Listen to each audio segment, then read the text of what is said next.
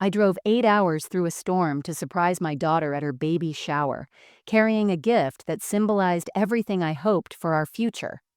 But when I walked in, the last thing I expected to hear was her laughing with her husband, wishing me dead, just to get a weekend without me. That was the moment I knew something had to change. This is the story of how I learned that sometimes the hardest thing to do is walk away from the people you love the most, and how, in the end, it was the best thing I ever did. My name is Helen Brooks. I'm 62 years old, a widow for the past 6 years, and the proud grandmother of two. I've lived in a modest but cozy house in Dayton for as long as I can remember. Life's been hard at times, but I've always gotten by. I used to be an accountant, now retired, spending my days baking pies, knitting blankets, and volunteering at the local senior center. When you get to my age, you start thinking more about the things that matter: family, love, and a little peace. Unfortunately, peace was hard to come by when it came to my daughter, Sarah. Sarah was my only child, and like most mothers, I adored her from the moment I found out I was pregnant. I worked tirelessly to provide for her, to make sure she had every opportunity in life. But as the years went on, things started to change. Our relationship, once full of laughter and shared moments, began to strain. She grew distant, and I felt it in my bones. We'd still talk on the phone, and I would send her care packages, cookies, scarves, little things to let her know I was thinking of her. But those calls started to feel more like obligations than genuine conversations, and the visits became fewer and farther between.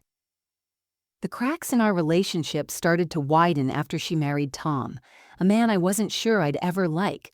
He seemed nice enough at first, but it didn't take long for me to realize that he wasn't as interested in keeping the family close as I had hoped. He didn't discourage Sarah from distancing herself from me, and soon I found myself questioning whether he was part of the reason I'd been pushed so far out of her life. So, when Sarah called me last month, inviting me to her baby shower, I felt a mixture of excitement and dread. It had been over a year since I'd seen her in person, and though I knew she was pregnant, I hadn't been involved in any of the preparations. I wasn't sure if I was invited out of obligation or if she genuinely wanted me there. Either way, I'd be damned if I let her have a child without knowing how much I loved her and how much I wanted to be there for my grandbaby. I didn't give it a second thought. I went out and bought the most beautiful gift I could afford.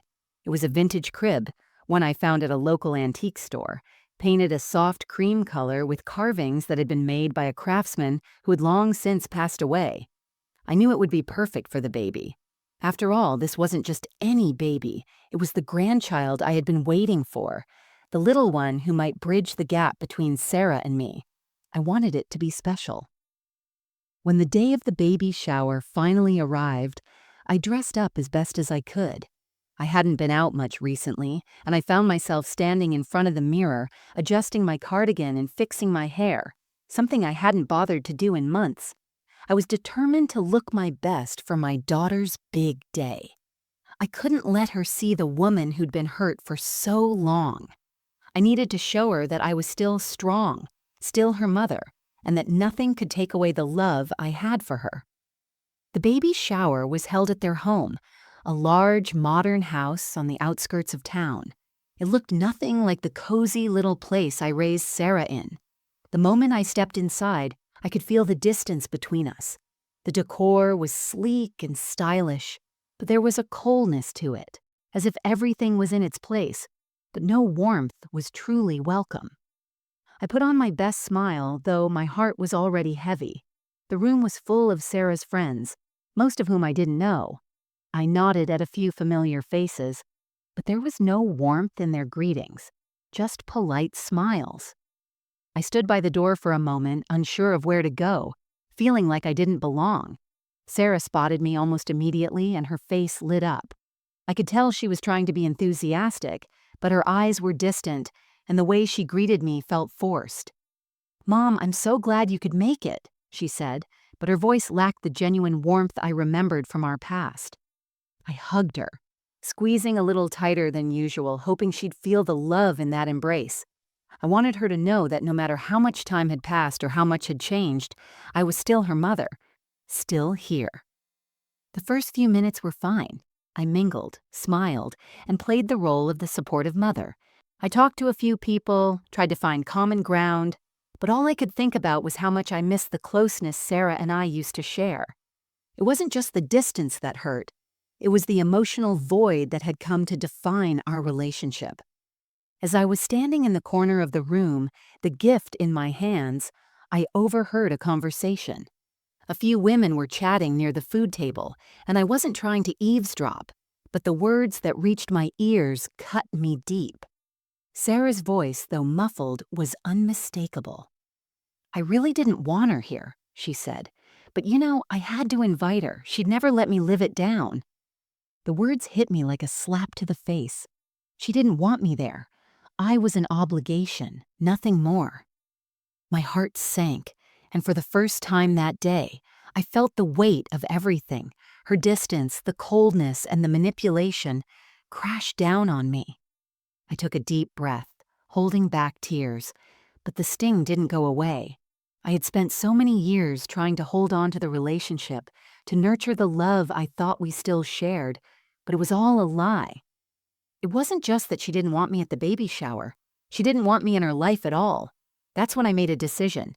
The gift I'd brought, the vintage crib I had spent weeks searching for, the one I thought would bring us closer, wasn't going to her, not anymore. I was done being used, done being the mother who bent over backward for a daughter who could barely spare a thought for me. I walked straight to the gift table, placed the crib down with a soft thud, and turned to leave. I couldn't stay another minute in that house, surrounded by people who didn't understand the pain I was feeling, least of all the daughter who had once been my whole world. Sarah, caught off guard, called out to me, "Mom, what's wrong?" But I didn't turn around. I didn't have the energy to explain. I had given her everything I had for so many years, and now, for the first time, I was walking away. The door slammed behind me as I left, the sound echoing in the emptiness of the house. The drive home was a blur of emotions. The rain had started to fall just as I pulled out of the driveway. I don't know if it was the storm outside or the storm inside me that made the road seem so dark and endless. My hands gripped the steering wheel, knuckles white from the tension. My chest felt tight, and the sting of Sarah's words kept repeating in my mind. "I really didn't want her here," she had said. Those words felt like a betrayal I couldn't wash away, no matter how hard I tried. I had always thought that, deep down, no matter what happened, Sarah would love me. She was my daughter, after all. We'd been through so much together. I had been there for her through every scraped knee, every broken heart, every milestone. I had given up so much of myself just to make sure she had everything she needed, but now it felt like none of that mattered. I kept my eyes on the road, trying to focus on the familiar streets, but it felt different now. Every turn felt like a reminder of how much I had sacrificed for a relationship that had turned into nothing but an obligation for her. She had never asked me how I was doing, never cared about my life, my health, or anything beyond what I could give her. It was as though I had become nothing more than a tool to her, a tool she'd only call upon when she needed something. When I finally pulled into my driveway, I sat in the car for a moment, the engine idling, the rain beating against the windshield. My heart was racing and I felt like I couldn't breathe. I had just left my daughter's baby shower, a day I should have felt joy and excitement for, but instead I felt emptier than I'd ever felt before. The crib that had been meant to bridge the gap between us now sat abandoned on her gift table, a symbol of everything I had hoped for and everything I had lost. I stepped out of the car and walked into the house, the door clicking shut behind me. The silence in my home was suffocating. It had been my sanctuary, my refuge after Harold passed, but now, even my home felt like it was holding its breath, waiting for something I wasn't sure I could give. I threw my purse onto the kitchen counter and sank into a chair at the table, staring at nothing. The sound of the rain outside was the only thing that filled the emptiness, and even that felt like a reminder of how alone I was. The phone rang a few times, but I didn't pick it up. I knew it was Sarah. I knew she would call, just like she always did when things were uncomfortable between us. But I wasn't ready to talk to her yet. I needed time. Time to figure out what had just happened and what I was supposed to do next. I had always believed that a mother's love was unconditional. I had believed that no matter how far we drifted, how much time passed, my daughter would always love me, always come back to me. But that wasn't what had happened. She hadn't just rejected me. She had rejected everything I had done for her, every sacrifice, every moment of love I had given her. And for what? Because I didn't fit into the life she wanted to build for herself? The more I thought about it, the more I realized that I had spent years bending myself to her whims, accommodating her needs while sacrificing my own. I had always put her first, always made her feel like she was the center of my world. But now it was clear to me that I wasn't the center of hers. I was just a supporting character in a life that didn't have room for me anymore. I picked up the phone and dialed Theta's number. Theta was my oldest friend, the one person who had seen me through everything. She was the one who had been there when Harold died, the one who had helped me sort through his things and stayed up late talking about everything we had lost. Theta would understand. She always did. "Helen?" she answered, her voice a comforting presence in the darkness. "What's going on? I've been trying to call you." I could hear the concern in her voice, and for a moment I thought about telling her everything. I thought about pouring out the pain I was feeling, the betrayal, the loss. But instead, I found myself shaking my head, even though she couldn't see it. "I don't know, Theta," I said softly. I don't know what to do anymore." "About what?" She pressed gently. "What's happened?" I sat back in the chair, staring out the window at the rain. "Sarah," I said, my voice cracking, "Sarah doesn't want me in her life anymore. I'm nothing to her, just an obligation. She didn't even want me at her baby shower, and when I overheard her talking about it, I realized just how much I've been fooling myself." Theta didn't say anything for a long moment, but I could hear her breathing on the other end of the line, steady and calm. "Helen," she finally said, her voice firm, "you're not just someone's obligation. You're not some afterthought. You've given everything for Sarah, and if she can't see that, then it's not your fault. You don't have to keep giving, especially if it's not being appreciated." I thought that when she had a child, maybe things would be different," I whispered, more to myself than to her. "I thought I'd get to be a part of her family again. I thought she would want me there." Theta sighed. "You can't control how people treat you, Helen. You've tried for so long, and it's not fair to keep hurting yourself in the process. You deserve better than this." I sat in silence for a moment, letting her words sink in. It was hard to hear, but it was the truth. I had spent so much time hoping for things to change, hoping for my daughter to finally see me, really see me, and appreciate what I had done. But maybe, just maybe, it was time to let go of that hope. "You're right," I said quietly. "I've given so much of myself, and it's like she never even noticed. I don't know if I can keep doing this, Theta. I don't know what else to give." "You don't have to give anything anymore," Theta replied softly. "You've done enough. Now it's time to take care of yourself." I let out a deep breath, feeling a small weight lift from my chest. Maybe it was time. Maybe it was time to stop trying to fit into a life where I wasn't wanted. Maybe it was time to walk away and start focusing on what I needed. For the first time in a long while, I felt the faintest spark of something. Something like hope. Not hope for my relationship with Sarah, but hope for my own future, one where I could finally put myself first. "Thank you, Theta," I said, the words coming out more sincerely than I had intended. I needed to hear that. "You don't have to thank me," she said. "You're my best friend. I'm always here for you." And for the first time in what felt like forever, I believed it. I wasn't alone. I wasn't worthless. I was still me. Helen Brooks, a woman who had been through a lot but had somehow survived it all.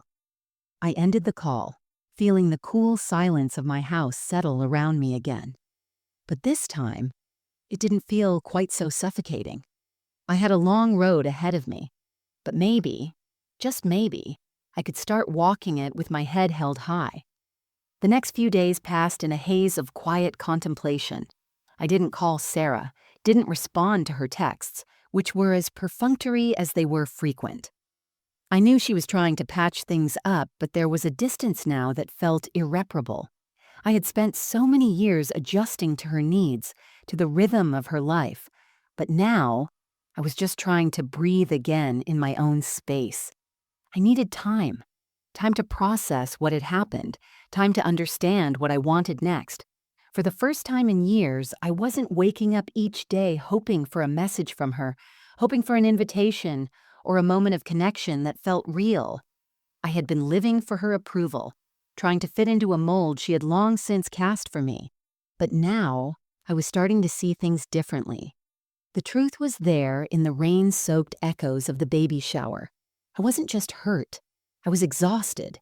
Exhausted by the years of one-sided effort, by the constant giving without receiving, by the emotional manipulation disguised as family obligation.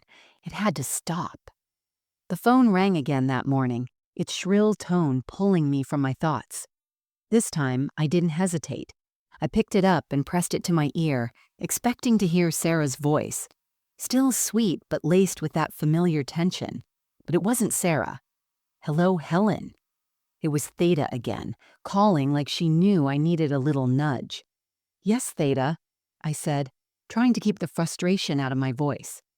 You still haven't spoken to her, have you? Theta asked gently. It wasn't a question, really. It was more of a statement, something I had already known, but hearing it aloud made me feel the weight of the truth. No, I replied quietly. I haven't, and I don't think I will. I think that's the right decision, Theta said without missing a beat. You've given so much. It's time you put yourself first, Helen. You've spent your whole life looking out for everyone else. Now it's your turn. Her words were like a balm to my bruised heart. She was right. It was my turn. For too long, I had been shrinking myself down, trying to fit into a role that never seemed to fit right. I had been the mother who would bend over backward to make everyone else comfortable, but it had come at the cost of my own happiness. And as much as I wanted to believe that Sarah and I could somehow fix things, I couldn't keep ignoring the signs. She wasn't just ignoring me, she was using me, and I wasn't going to be used anymore. What do I do now? I asked, my voice small. How do I even begin? Well, Theta said, why don't you start by taking back control of your own life? I know you've been focused on fixing things with Sarah, but maybe now it's time to fix things for yourself. You deserve to live your life for you, not as some afterthought in someone else's. I let her words sink in. Fix things for myself. It felt strange, almost foreign, but it also felt like the most liberating thing I could do. I didn't need Sarah's approval.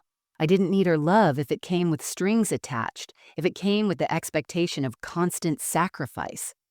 I had already given too much. I wasn't going to keep pouring from an empty cup. I think I know what I need to do, I said slowly, a spark of determination igniting in my chest. I didn't need to wait for Sarah to come to her senses. I needed to take control of my own life, to stop waiting around for someone who didn't see me for who I truly was. I had a life to live, and it wasn't going to be defined by the whims of my daughter or the manipulations of my son-in-law. That afternoon, I took a long, hard look at my finances. I had been the one to co-sign loans for Sarah and Tom, always jumping in to help when they asked. I had helped them buy their house, helped pay for their vacations, helped with anything they wanted. But no more. I couldn't keep doing this. Not when I was the only one giving. I called my bank, feeling a surge of empowerment I hadn't felt in years. I need to remove myself from all the accounts I'm linked to, I told the representative. Everything, credit cards, loans, anything where my name is attached. Are you sure, Mrs. Brooks? The voice on the other end asked. These arrangements have been in place for a while. I'm sure, I said, a little firmer than I intended. It's time I take control of my own life." I could hear the representative pause for a moment, perhaps surprised by my certainty. But I didn't care. This was my decision, and I was sticking to it. As soon as I hung up, I felt a weight lifting off my shoulders. It wasn't going to be easy. There would be consequences, and I would have to deal with the fallout. But for the first time in a long time, I felt free. Free from the financial burdens I had carried for so long. Free from the emotional exhaustion that had kept me tethered to a relationship that had become toxic. The phone rang again, but this time it was Sarah. I stared at the screen for a long moment before answering. "Mom, I need to talk to you," she said, her voice strained. I could tell she had been crying. "Please, can we talk?" I swallowed hard, my heart torn. But I had already made up my mind.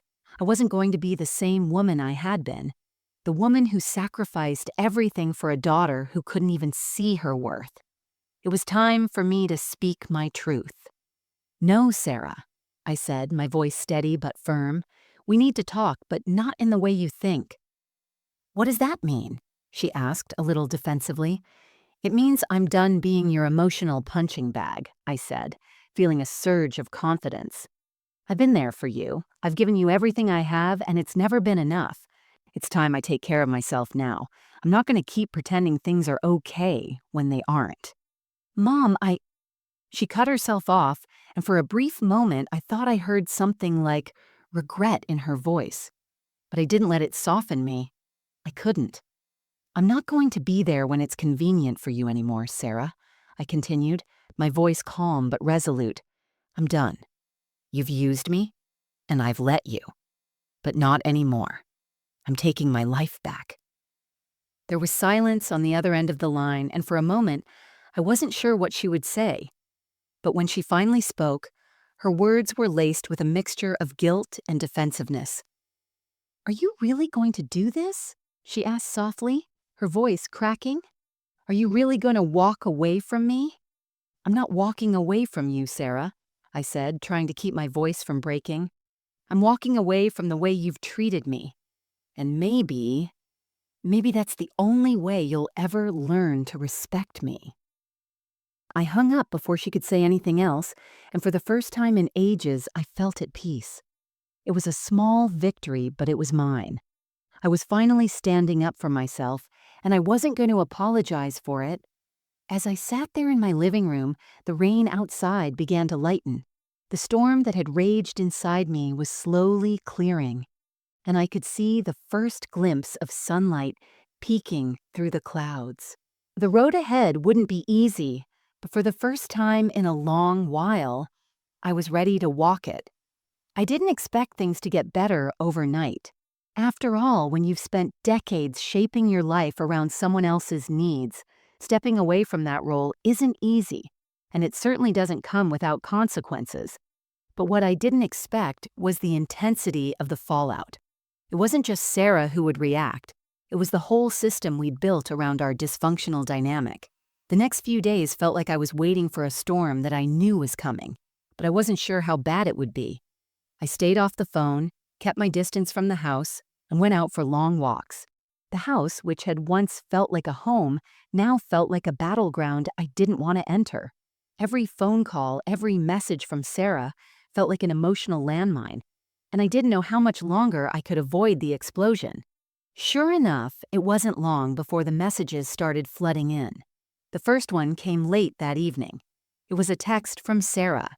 "Mom, we need to talk. You're making a huge mistake. Please, let's fix this. I don't know why you're doing this, but I can't believe you're just walking away."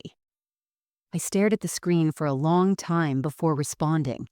I could feel the tension in my chest building. I knew that if I opened the floodgates of conversation with her, I might never get the space I needed. I needed to be strong now.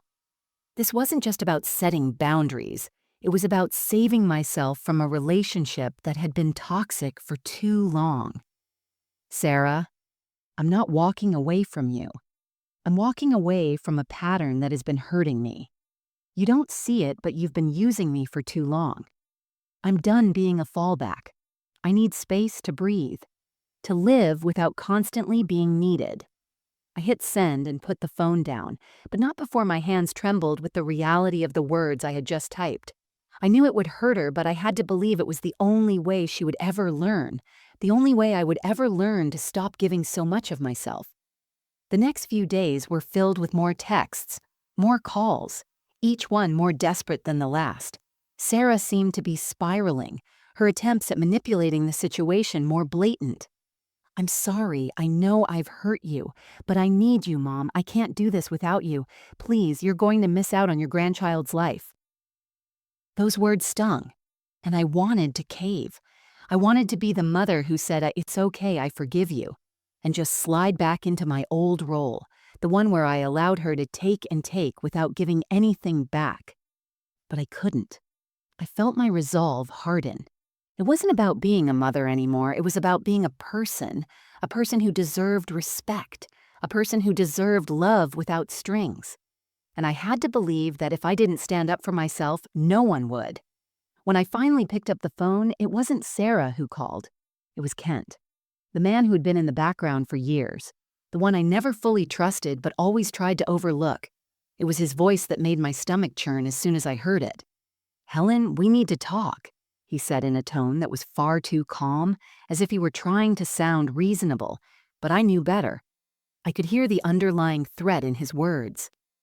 "You've really gone too far this time. You don't know how much damage you're doing. You're ruining everything." I closed my eyes, steadying myself. "Kent," I said, my voice low but firm, "I've made my decision. This isn't about you or Sarah anymore. I've spent my entire life making sure you two had everything you wanted. But no more. I'm not going to keep being a source of funding and emotional support while I'm treated like an afterthought. This is my life now." There was silence on the other end, and I could almost hear his jaw clenching. He was probably trying to calculate his next move, wondering how he could manipulate the situation to get his way. But I wasn't going to fall for it, not this time. "You're making a big mistake, Helen," he said finally. "You think you can just walk away from us, from your family, and everything will be fine? You're wrong. We need you, and we will make sure you know it." "Goodbye, Kent," I said, and ended the call before he could say anything else. I couldn't let him control the narrative anymore. I had to take back my power, and that meant not answering to anyone who thought they could use me. The fallout didn't stop there. The next day, a letter arrived in the mail. It was from a law firm, Kent's mother's lawyer, to be specific. The letter was cold, impersonal, and threatening. It outlined the loans and guarantees I had made on behalf of Sarah and Kent, demanding that I reinstate my support or face legal consequences. I read the letter twice, my heart sinking with each word, but I wasn't afraid. This was it. The moment when I realized how deeply entangled I had been in their lives and how much I had allowed myself to be taken for granted. That evening, I called my lawyer. I explained everything, the loans, the guarantees, the manipulations, and she agreed that I had every right to remove myself from these obligations. "Helen," she said, "this is your money, your life, and your choice. They have no claim on you anymore." The weight I had been carrying for years began to lighten. I didn't want to fight, didn't want to drag this out in the courts, but I also knew I had to protect myself. I was no longer a safety net for Sarah and Kent. I wasn't their bank, and I wasn't their emotional punching bag. As I hung up with the lawyer, I sat in the quiet of my living room, letting everything sink in. There was a part of me that mourned the loss of the dream I'd had for my family, a dream where Sarah and I could be close, where I could be part of my grandchild's life. But there was also a part of me that knew this was the only way forward. I couldn't keep clinging to the past, hoping that things would change when they hadn't for so long. I had to face the truth. The phone rang again, but this time I didn't pick it up. I was done waiting for an apology or an explanation. I had done all I could. It was their turn now. I walked to the window, looking out at the rain-soaked garden. The sun was beginning to set, casting a warm golden light over the trees. For the first time in a long time, I felt the beginnings of something new. Peace, maybe, or hope. It was hard to tell. But whatever it was, it felt like a step forward. And that was enough for me. As I turned away from the window, I made a decision. I wasn't going to let guilt or obligation rule my life anymore. The consequences of my decisions would come, but they didn't matter. What mattered was that I was finally living for myself. And that was the most freeing thing I could do. Days turned into weeks, and the fallout from my decision to distance myself from Sarah and Kent only deepened. The letters from their lawyer continued to pour in, each more threatening than the last. Kent, ever the master manipulator, started reaching out to mutual friends, trying to turn them against me. The accusations flew, each one more outlandish than the last. They painted me as the villain, the cold, heartless mother who had abandoned her own child in her time of need. It didn't surprise me, not really. I knew that when you finally set boundaries, people who had never respected them would try to push back. What did surprise me, though, was how many people sided with them. Friends I had known for years started sending me messages, asking me if I was sure about my decision, telling me that family was everything and that I should just forgive and forget. But what they didn't understand, what none of them seemed to understand, was that this wasn't about forgiveness. This was about respect. And I had spent years being disrespected, being used, all in the name of family. I was tired of being the one who always had to give, to bend, to make sacrifices for people who never appreciated it. It was in the midst of this storm that I reached my breaking point. One evening, as I was sitting in my kitchen, trying to figure out the best way to deal with the mounting pressure, I got a call from Zoe. Zoe, of all people. She had been one of Sarah's best friends for years, and I'd always liked her. She'd been to my house for coffee countless times, and I had always thought of her as someone who would be there if I ever needed someone to talk to. "Hi, Helen," she said, her voice shaky. "I need to talk to you about something." My heart sank and I braced myself. I knew what was coming. "What is it, Zoe?" "It's about Sarah," she said softly. "She's really upset, Helen. She's saying things I don't think you're hearing. I don't want to be caught in the middle, but I think you need to know what's going on." I felt a surge of frustration. "Zoe, I've heard enough. I know what's going on. I know that Sarah is upset because I finally started standing up for myself. But what she doesn't seem to get is that I'm done being the doormat." "I know," Zoe said quickly. "But listen, Helen. Sarah's pregnant, and she's really scared. She needs you. This baby. It's going to change everything, and she's afraid of losing you. You're the only family she has left who really understands her." I clenched my fists, holding back the tears that were threatening to break through. "Zoe, you don't get it. I've been there for Sarah through everything. I've done everything I could for her, and all she's done is take, take, take.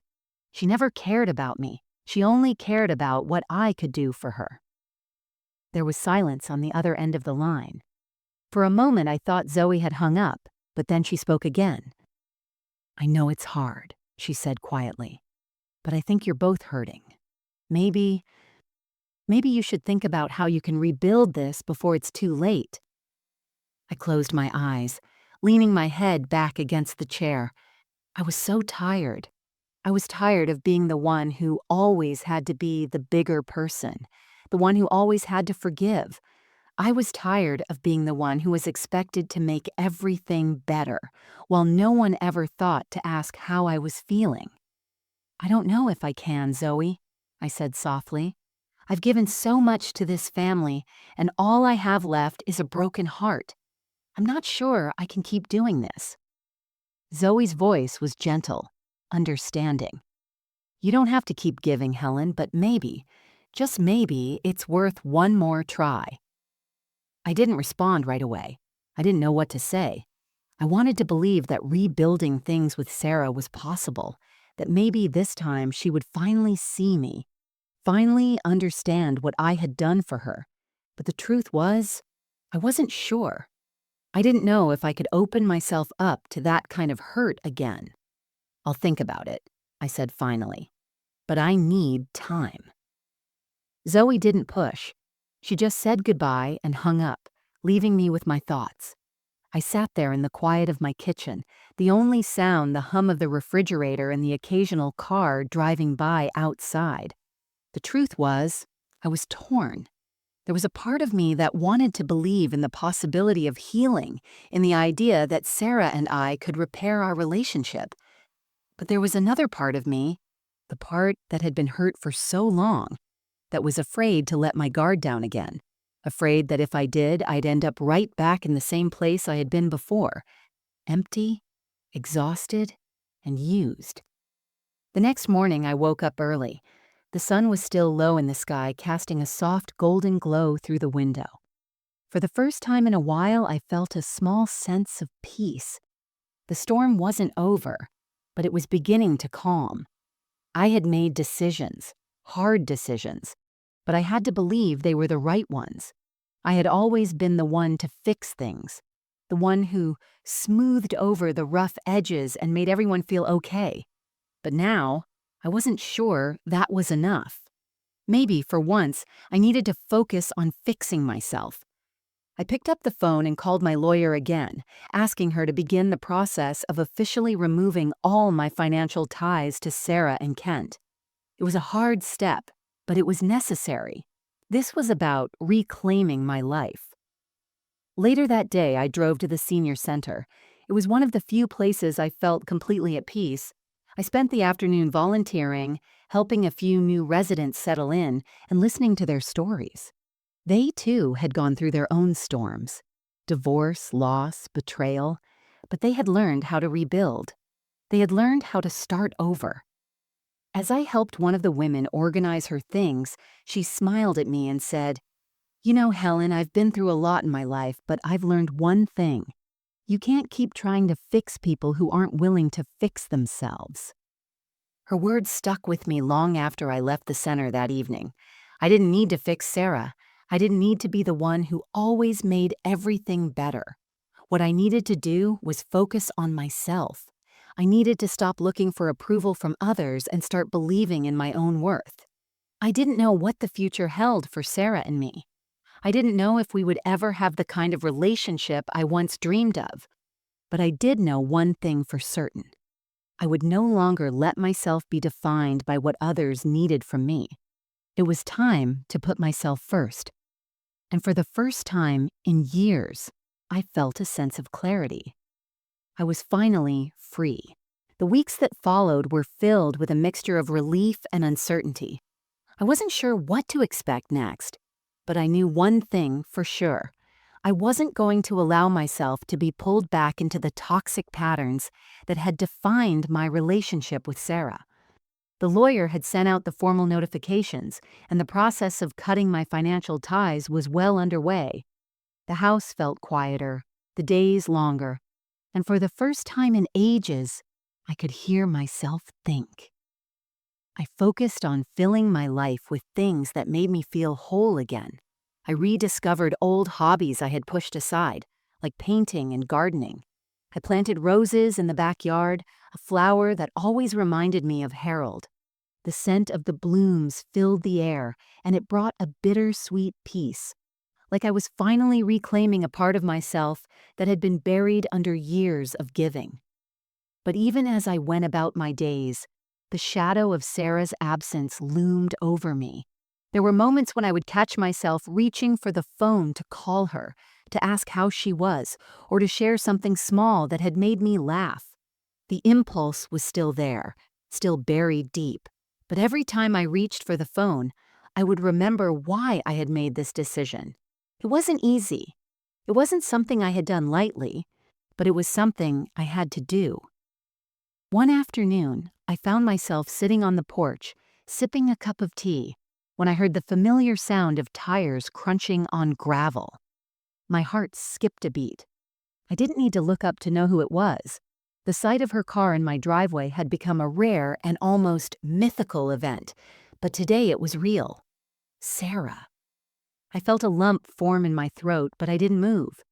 I knew she was there, but I wasn't ready to face her. Not yet.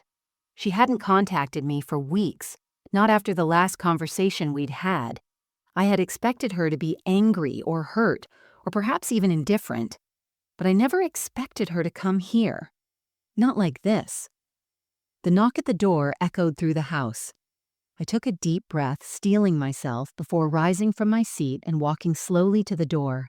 When I opened it, there she stood, looking as beautiful and fragile as ever, her hair falling in soft waves around her face, her eyes red from crying. "Mom," she whispered, her voice breaking. "Can we talk?" I looked at her, standing there on my doorstep, and for a moment I didn't know what to say. Part of me wanted to pull her into my arms, to forgive her and pretend like nothing had changed. But another part of me, the part that had been hurt for so long, the part that had fought to take back control, knew this was my moment. I couldn't go back. Not now.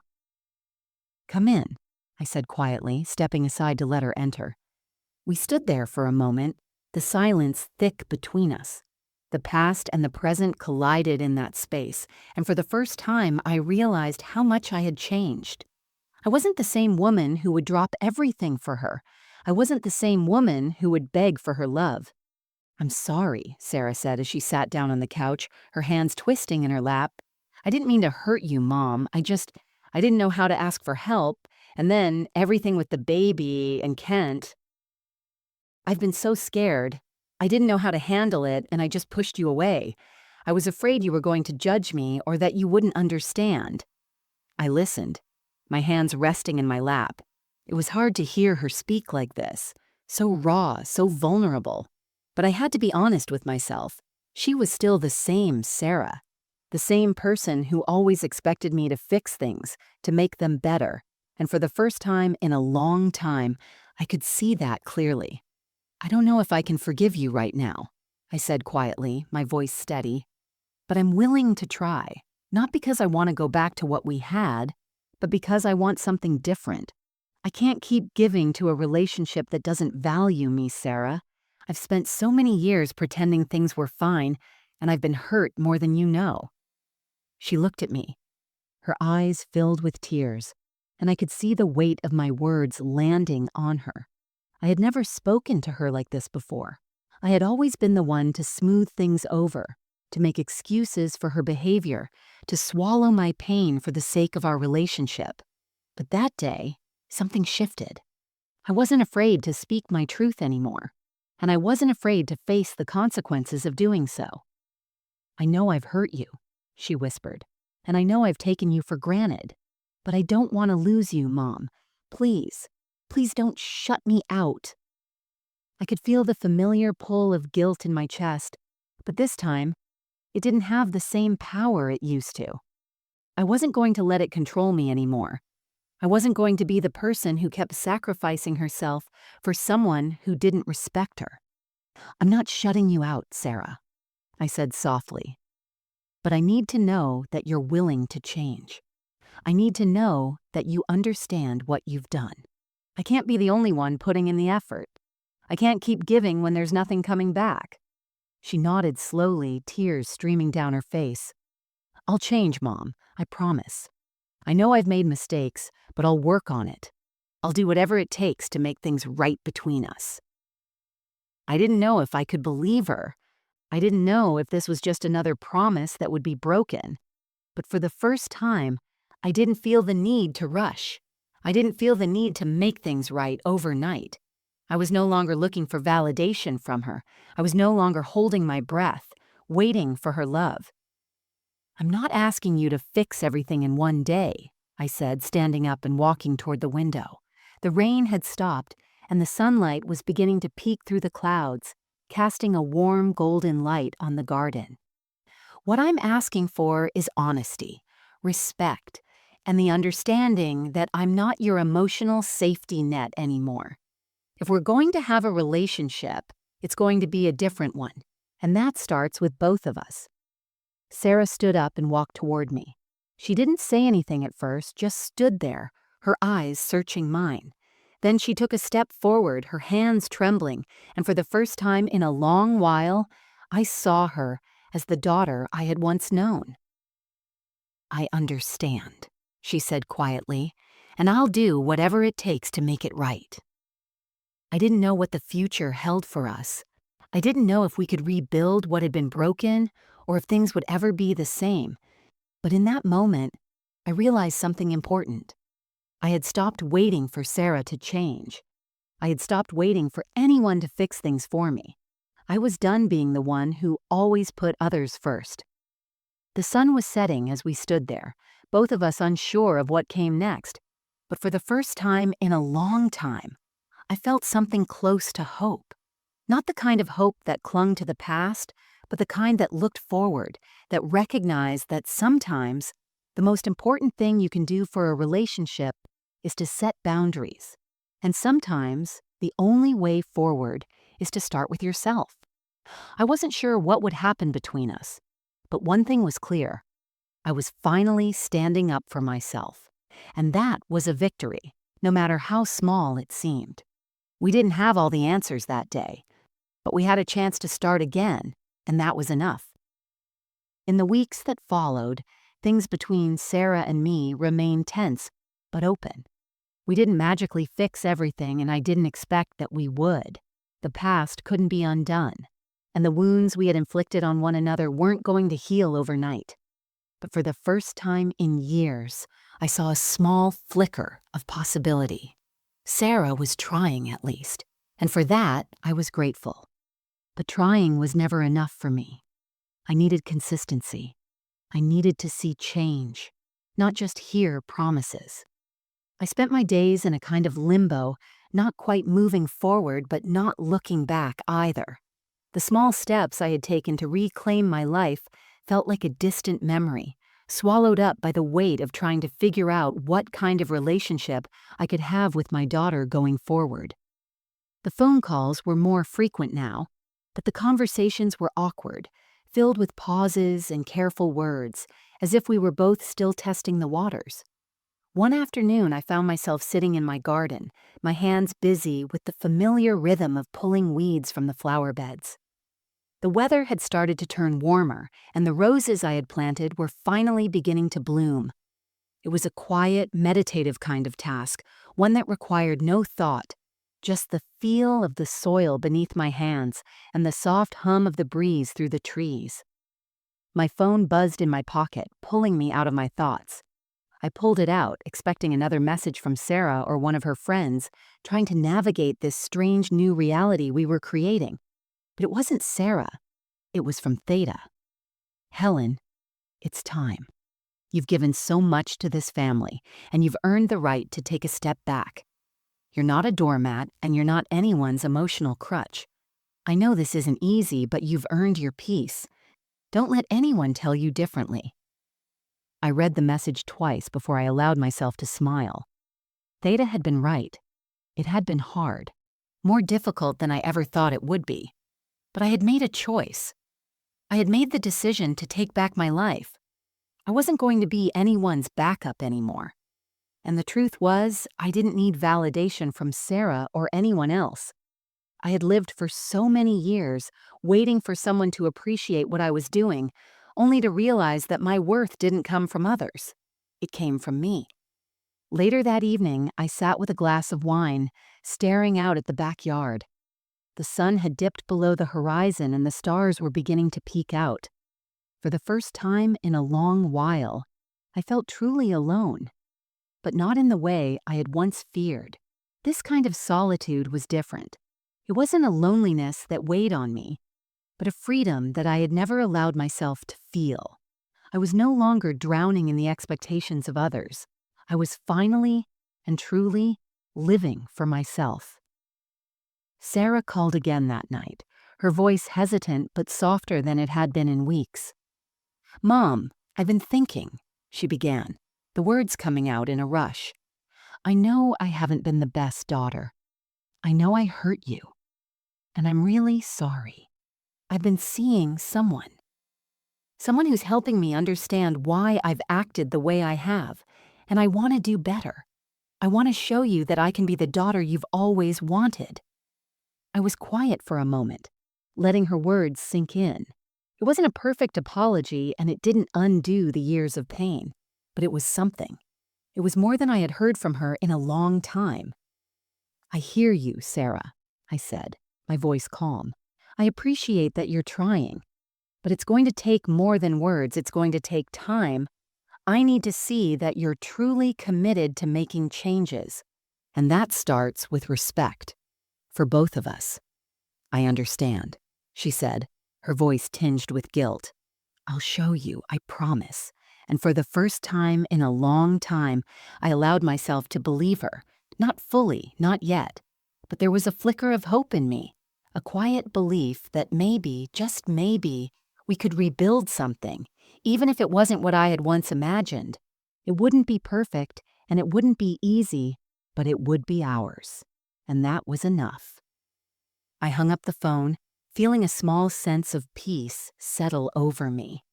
The road ahead would still be long and uncertain, but I was ready to walk it.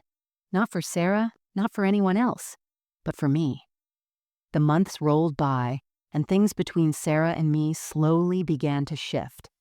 It wasn't a fairy tale reconciliation, and it wasn't easy, but we learned how to navigate our new dynamic. It wasn't about me going back to being the mother who did everything for her. It wasn't about her becoming the perfect daughter. But somewhere in the quiet spaces between our conversations, I could feel a new kind of understanding growing between us.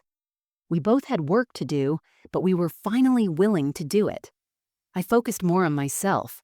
I took on new hobbies, traveled to places I had always wanted to see, and even started a small business selling homemade jams and baked goods at the local farmers market.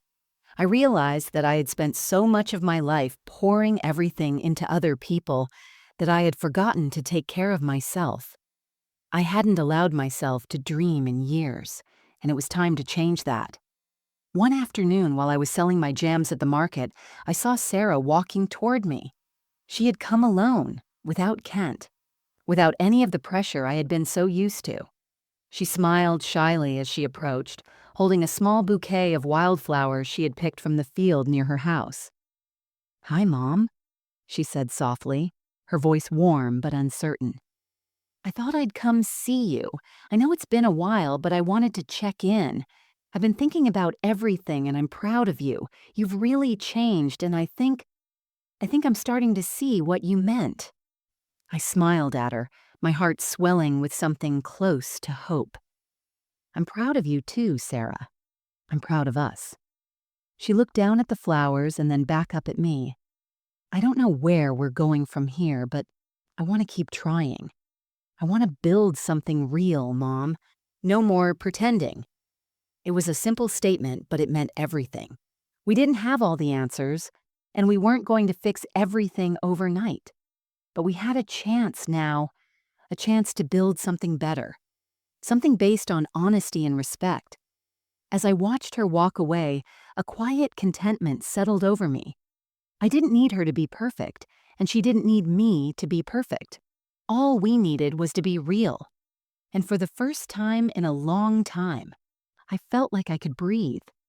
The sun was setting, casting a soft golden light over the market.